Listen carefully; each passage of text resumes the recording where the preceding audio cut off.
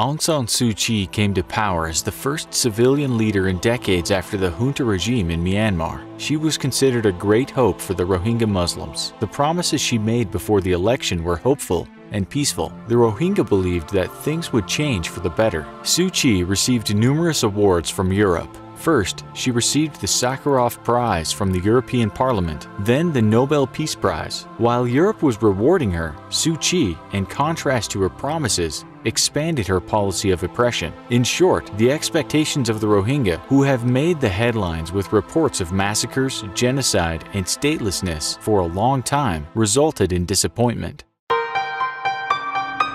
Let our voice be heard by the Rohingya.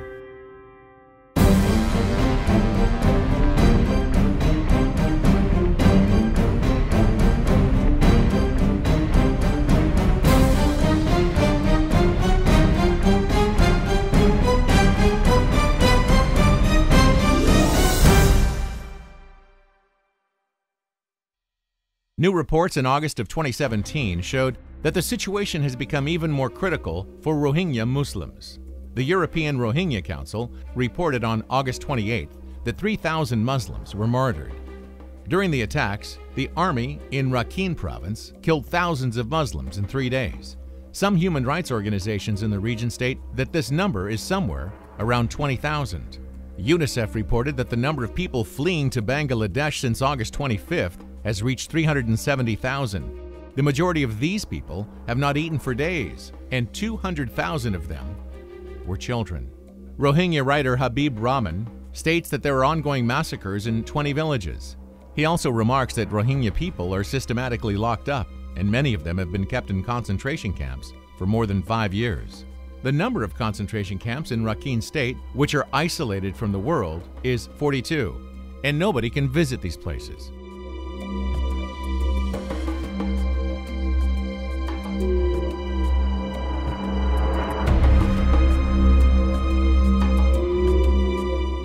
How these people lived in these camps and what kind of tortures they suffered were hidden from the eyes of the world until now.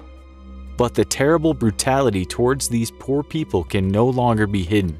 Regrettably, by the time the world heard it, many innocent Muslims had been martyred.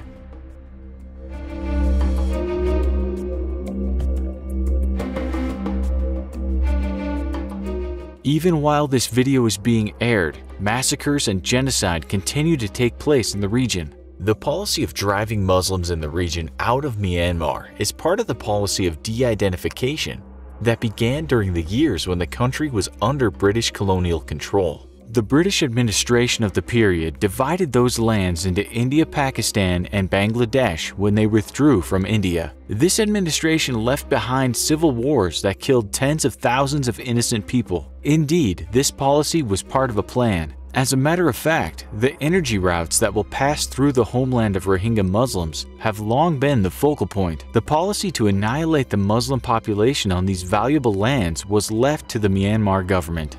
Consequently, Suu Kyi is just one of the leaders chosen to carry out this policy right now.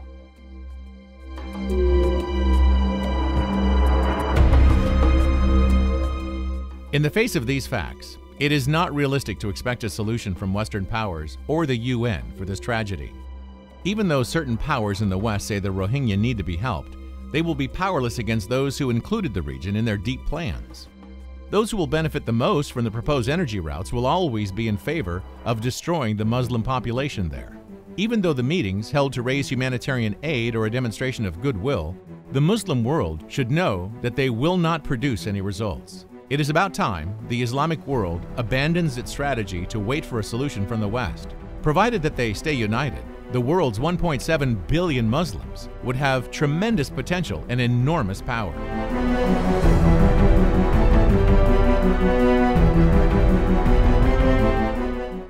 The problem is that a large part of the Muslim world is buried in superstitions and embroiled in sectarian conflicts, neglecting to help the oppressed.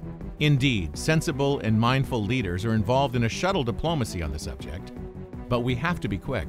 For example, the president of the Turkish Republic, Recep Tayyip Erdogan, stated that negotiations about helping the Rohingya were going on with leaders of countries such as Malaysia and Indonesia. Turkey has informed the Bangladeshi government that if Bangladesh accepts Muslims arriving at their border, all expenses will be covered by Turkey. This will at least ensure that the people who escape from the region could take refuge in a safe place. But of course, this cruel policy against the Rohingya needs to be exposed and be loudly condemned. For this, a meeting of millions of people, attended also by some Muslim leaders, should be organized. It is clear that small meetings and condemnations will not make enough noise. A nation collectively condemning this brutality will be effective in a real sense. It is now time for Muslims to come together and make their voices heard. Our voice must reach the Rohingya who experience this brutality.